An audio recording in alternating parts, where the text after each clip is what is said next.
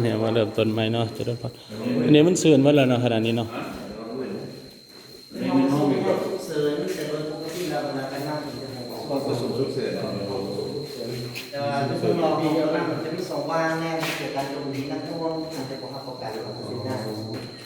นี่จะประกัน มีซุกเสริมอีกเนาะ อันนี้จบประมาณนี้ ปูนซีเปอร์เซอร์ ที่ฉุกเฉินอาจารย์ก็จำเป็นเรื่องที่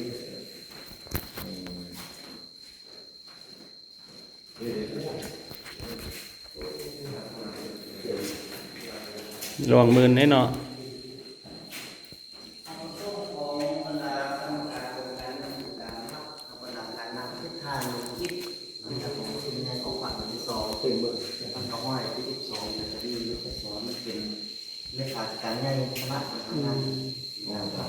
ไปดูสั้นๆเลยจะมีทางโลหะขึ้นสวรรค์ก้อนที่นำไปงานสิทธิการเงินใต้มันจะได้เจ้าทุกความสาอย่างหงทำคำตายที่นำไปงานอาหารอุปสรรคของทุกชุดแทนผู้มีวงจิตที่นำไปงานศึกษาสาธารณสุขแทนผู้สิบเปอร์เซ็นต์ที่นำไปงานผู้พันสุดท้ายการที่สมพรเราวันใส่หัวหน้าคณะต่างๆสุขาภาพพนักงานอันนี้มีจะรับทำจะไม่ทำเข้ามาข้างหน้าทำของเพิ่นจะเป็นเงินเพื่อนเป็นวันอยู่วันอาศัยเพิ่นแต่เวลาประชุมจะไปมาเพื่อนประชุม วงเรียนอันนี้บรรดาที่ยังอยู่ตรงเจงเดียวกัน ก็จำนวนนึงกันเงิน ท่านปูนั่นแม่เลยเนาะ แม่เราแต่ว่าที่นี่บริที่คู่กับมีเด็กสอนสอนใจการที่สมพรเราไปใช่ การเรียนจิตเนาะ ที่สี่ นั่งน้อยกับอะไร โอ้โหได้เป็นโมให้จะภาพแบบนี้ให้ได้กินแล้ว เก้าสุด ประชุมของโครงการเมืองนี้ เอาสติปัญญาเพื่อเด้อลูกสติปัญญาเก่งจะเต้นเนาะ ศึกษาแล้วเป็นความผิดพลาดตอนนั้น ลอ เนาะ งมาทำคนเดียวตัวแล้วก็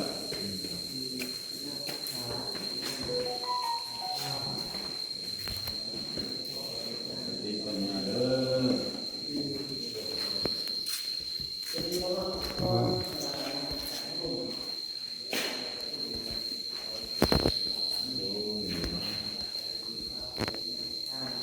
Police Bureau meeting room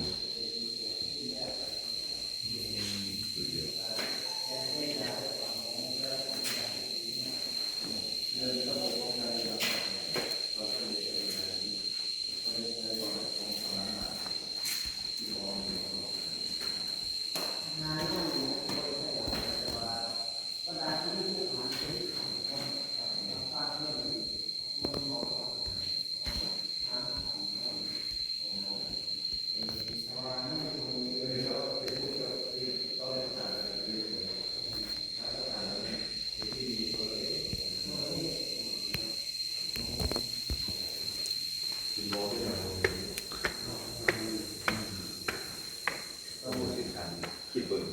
ป้องกันเราควรอยู่ได้แบบนี้หมายถึงว่า แต่ว่าช่วง ทำอยู่แบบนั้นเป็นป้องกันก่อนนะ ช่วงที่เพิ่นเคลื่อนไหวในถ้ำนี้มีแต่การเขาไม่ได้ลงมาพักขึ้นดิน แม่บอก นั่นแหละ ทางนั้นเนาะ เพราะมีแต่การแต่ว่าช่วงมากพักขึ้นดินมากก้อนปีมันก็ห้อยสี่ โอ้ บางคนก็ห้อย55คนก็ห้อย63นี่ก็สู่พักขึ้นดินมาประมาณ8-9 ปีนี่ก็บริหารศาสนาและภายหลังที่นิกสันเราเกิดเป็นประธานาธิบดีของสหรัฐมันก็เลยใช้การ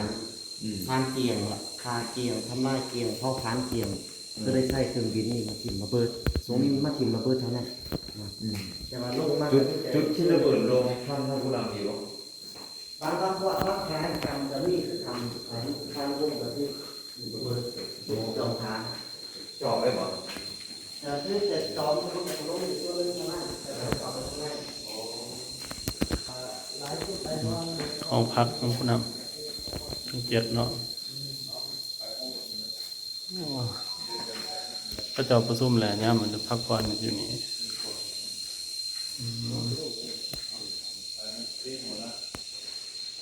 2 4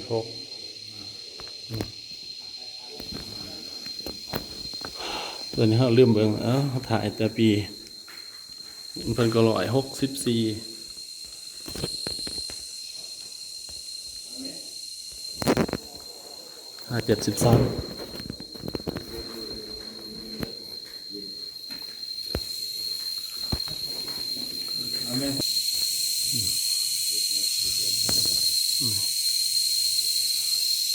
ต้นจันไดอยู่เทิงคนนะโอ้ที่ถามเพิ่นอยู่แท้นี่ถามว่ามันเลิกกับว่าเลิกครับแต่ว่ามองหนีมองหนามันเถอะน่าสิเมืองอยู่เมืองอื่นเอามาปฏิบัติ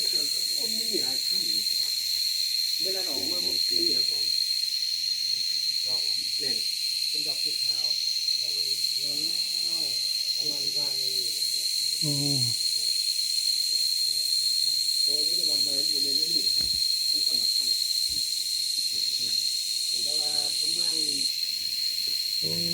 เราปีเดียวเนาะ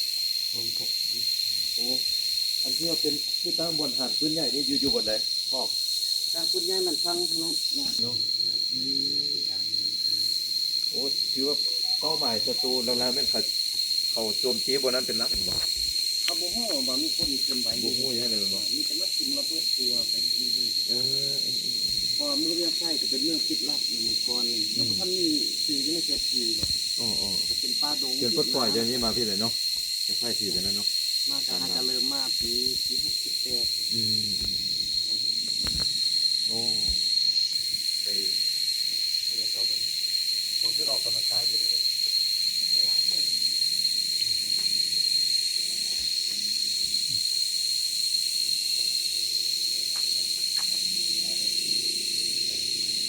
ห้องป้องกันเพิ่นอยู่นี่เนาะเอามาเจียวสมทำท่านผู้นำโอ้เข้าได้ทั้งสองทางทั้งปี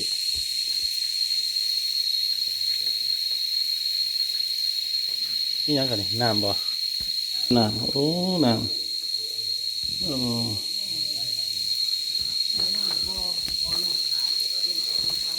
โอ้นี่ห้องประชุมเพิ่นเอามาจะพีกได้โอ้น้ำเย็นด้วยน้ำมันมาหน่อยมาจะถึง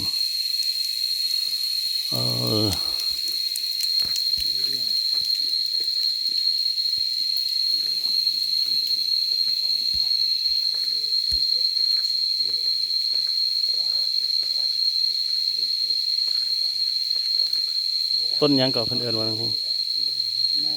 นางอ่อนอ่อย น้องไอซีบ่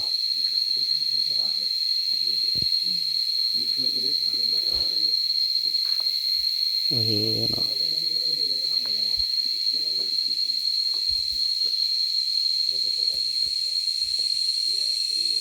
พันบัวสีเจริญสุข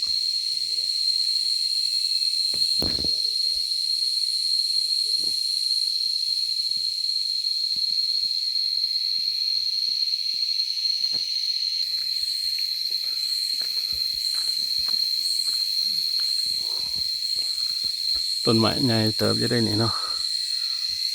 บริเวณหลังจากปลดปล่อยแล้วเพิ่นก็มาสร้างตัวนี้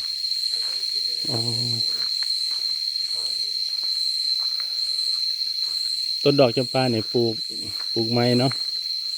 เป็นต้นไม้เก้าเพิ่นแหละอันนี้ แต่ส่วงเพิ่นปลูกมันเลยแมันบ่ เจ้านั่นแหละบางต้นก็น้อยบางต้นก็น้อยบ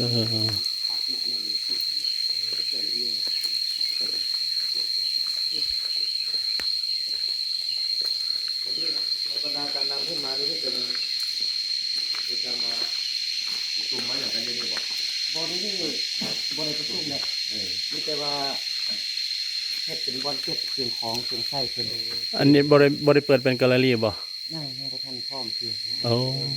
ต้นนานี่คำเขาสร้างตึกอยู่ทางเมืองแล้วสิว่าแสดงอยู่ตึก ตึกที่ว่าถึงใหญ่ๆเห็นบ่ แม่นแล้ว บ่ทันแล้วบ่หั่น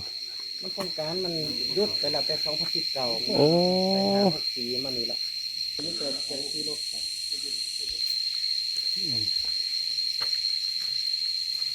เลยเนี่ยผมจะมีไปบ่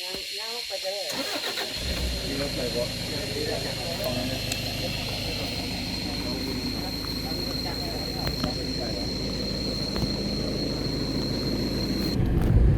เนี่ยทำของทัดเกสรพวกนี้ครับจบแค่นี้เนาะ